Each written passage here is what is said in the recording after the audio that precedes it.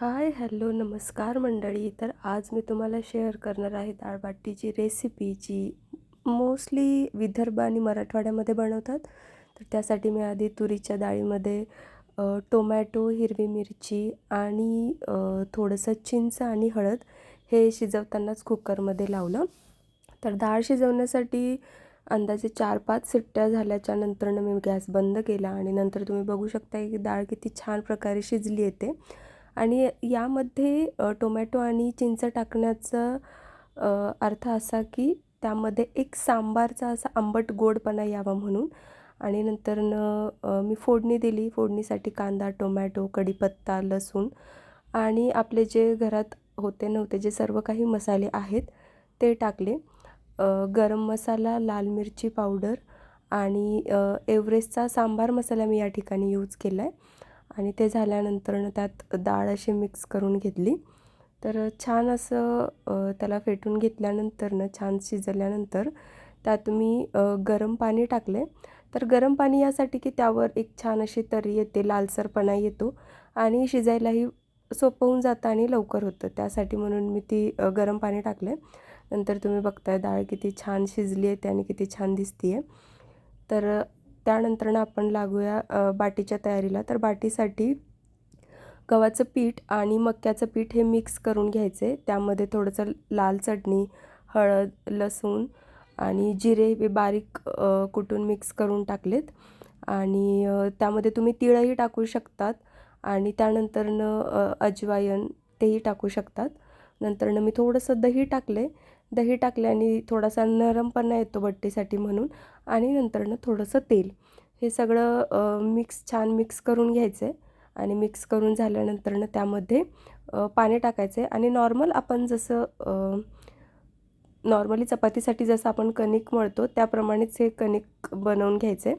त्यानंतरनं त्याचे छान असे छोटे-छोटे छान गोळे करायचे आहेत. तर त्यासाठी सुद्धा 2 पद्धती आहेत. एक नॉर्मल आपण गोळा बनवून घ्यायचा आहे, जसं की आपण नॉर्मल चपातीसाठी बनवतो तसंच गोल-गोल करून घेतलं आहे. त्याला छान असा आकार दिला आणि हे जास्त वेळ असं करण्याचं कारण की त्यामध्ये चिरा, भेगा ज्या काही आहेत त्या नसल्या पाहिजे. कारण की आपण जे बनवलेले गोळे आहेत, हे आपल्याला नंतर वाफेवरून शिजवून घ्यायचे आहेत. तर ते शिजवताना त्यावर तडा नको पडायला किंवा भेग नको पडायला म्हणून हे छान तेल लावून छान असं गोळा बनवून घ्यायचा आहे. तुम्ही बघू शकता यामध्ये मी कशाप्रकारे गोळा बनवते ते. तर ही एक पद्धत आहे आणि दुसरी पद्धत अशी आहे की जशी आपण नॉर्मली चपाती बनवताना जसं की तेलाचं आतमध्ये घडण करतो, तशी तुम्ही घडण बनवून घेऊ शकतात आणि मग ती त्यामध्ये भरायची आणि त्यानंतर आपण नॉर्मल चपातीला करतो त्याच प्रकारे इथे तुम्ही उंडा बनवून घ्यायचा आहे, गोळा बनवून घ्यायचा आहे. तर ही एक सुद्धा पद्धत आहे, बट ही पद्धत करायला खूप जास्त वेळ लागतो. म्हणून मी आधी जी दाखवलेली ती पहिली आणि सोपी पद्धत आहे तीच प्रेफर करते. तर तुम्ही बघू शकता इथे सुद्धा कसा गोळा तयार झाला आहे ते आणि त्यावर गोळावरही कुठल्या प्रकारची तुम्हाला भेग किंवा रेष, चीर असं काहीच दिसणार नाही आहे. तर तुम्हाला हव्या त्या साईजमध्ये आणि तुम्हाला हवे तसे तुम्ही ते गोळे बनवू शकतात. प्रत्येकाची वेगळी पद्धत असते. तुमच्याकडे पण अजून काही वेगळी पद्धत असेल तर ती तुम्ही कमेंट बॉक्समध्ये नक्कीच शेअर करा. तर इथे मी सर्व असे आम्हाला लागणारे गोळे बनवून घेतले आणि मुळात मी हा आज डाळ-बाटीचा बेत केला होता कारण की आमच्याकडे माझे फ्रेंड्स येणार होते आणि ते ॲक्च्युली नॉर्थ इंडियन असल्यामुळे त्यांनी हा महाराष्ट्रीयन पदार्थ पहिल्यांदाच आमच्या इथे लास्ट इयर खाल्ला होता आणि आज ते आमच्या घरी येत आहेत. तर त्यांनी आम्हाला आवर्जून रिक्वेस्ट करून म्हटलं होतं की तुमच्याकडचं फेमस असलेलं डाळ-बाटी बनवा. ते खरंच खूप छान टेस्टी लागतं आणि त्यांना आवडतं सुद्धा खायला आणि अगदी पोटभर जेवण होतं ते. म्हणून मी हे आज बनवत आहे संडेचं. तर हे सर्व गोळे बनवून झालेत. त्यानंतरनं मी ते सर्व गोळे कुकरमध्ये शिजवायला ठेवले. तुमच्याकडे जर का इडली पात्र असेल तर तुम्ही त्यातही ठेवू शकतात. माझ्याकडे ते इडली पात्र नाही आहे म्हणून मी इथे कुकरमध्येच बनवायला टाकलेत आणि ह्याचे फक्त अंदाजे 1 किंवा 2 शिट्टीमध्येच हे शिजवून जातं आणि हे शिजल्यानंतरनं बघा मी चाकू घालून बघितलं आहे तर हे पूर्णपणे शिजलेत. त्यात काही चिकटपणा नाही आहे किंवा चाकूला काहीच लागत नाही आहे.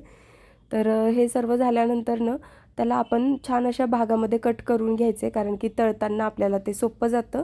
म्हणून इथे एक मोठ्या गोळ्याचे 2 असे वेगळे भाग केले आणि त्या 2 भागाचे नंतरनं आपण असे छोटे-छोटे काप करून घ्यायचेत आणि तुम्ही बघता हे काप किती छान असे त्रिकोणी ट्रायंगलचे होतात हे काप.